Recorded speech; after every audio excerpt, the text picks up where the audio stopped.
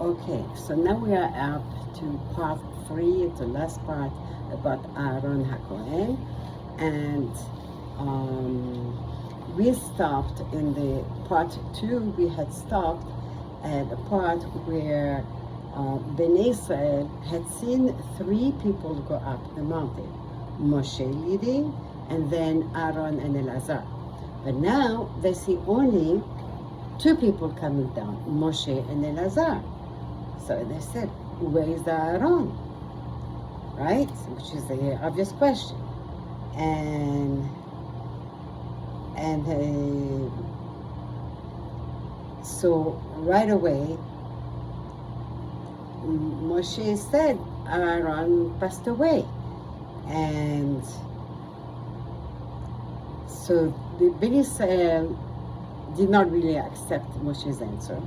One group of people said, "Oh, Moshe killed him because they didn't agree on something, and Moshe was fed up with Aaron, and he just took him up the mountain and killed him."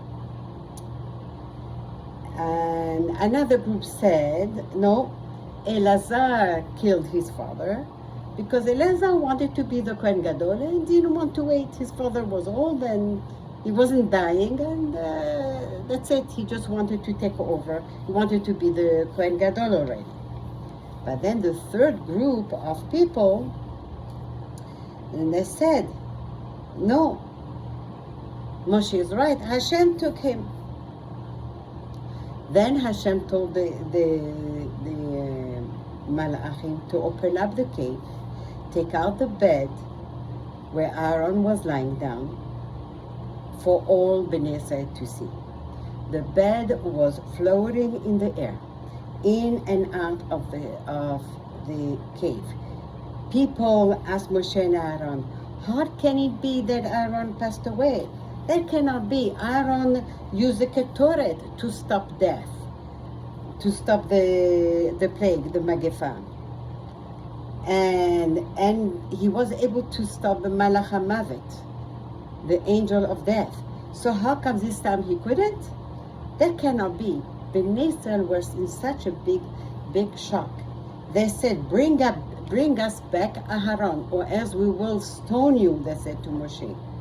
Moshe realized he was really in danger.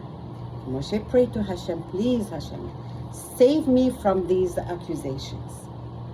Hashem opened up the cave and showed Bnei Israel again Aharon dead. It was very peaceful. The Shekhinah was in front of it. The Malachim said, "Torat emet hata befihu." This is what they were singing. And Bnei Israel heard it. All of Bnei Israel cried. They were heartbroken. The Ananim, the cloud around the camp that had protected Bnei Israel for 40 years had disappeared now. So Bnei Israel understood that in the zechut of Aharon, they had been protected by those special clouds.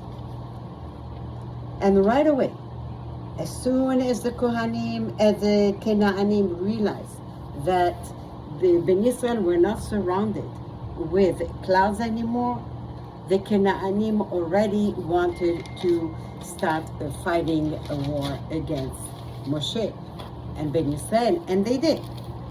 However, the Ananim came back in the zechut of Moshe to protect Bnei Israel.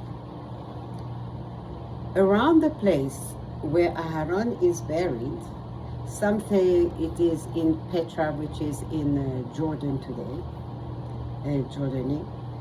His sons Nadav and Avihu, who had died during his lifetime, they are also buried there. Bnei Israel cried for Aharon for 30 days. All of them cried for Aharon for 30 days. In Pirkei de Rabbi Eliezer, it says that Aharon would go around, and if someone did not know to say Kiryat Shema, he would teach him. Or someone who did not know how to pray, he would teach him. Can you imagine? The Kohen Gadol, busy as he was, yet he would find time to go around to make peace around among people, to teach people Torah privately, to teach them tefillah, to teach them how to fulfill the mitzvot. And that was the Kohen Gadol. He was so busy, but yet he found time for the simple Jew. And that is a huge, huge lesson for us. It says that anyone who taught Torah, not for kavod, but leshem shamayim, teaching Torah just because that's the right thing to do, in the honor of Hashem, so people should know the Torah of Hashem. It says that Aharon greets this person, his neshama, in Gan Eden. Such a person, Hashem helps him understand the Torah so that he can teach it, and is filled with rahamim towards this person so that he can take care of his needs and still be able to teach Torah. Bnei Yisrael loved Aharon because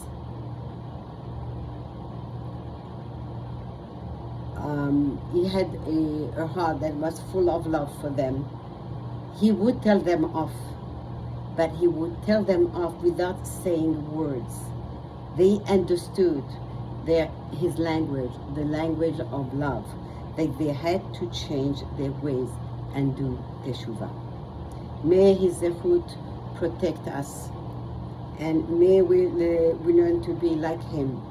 As it says in Pirkei Avot, Heve mitalmidav shel Aharon. Be among the talmidim of Aharon. Rodef shalom ve'ohev shalom. If you can, please light a candle and put some money tzedakah le'ilui nishmat Aharon Hacohen. Shabbat shalom, Chodesh tov, and besorot tovot.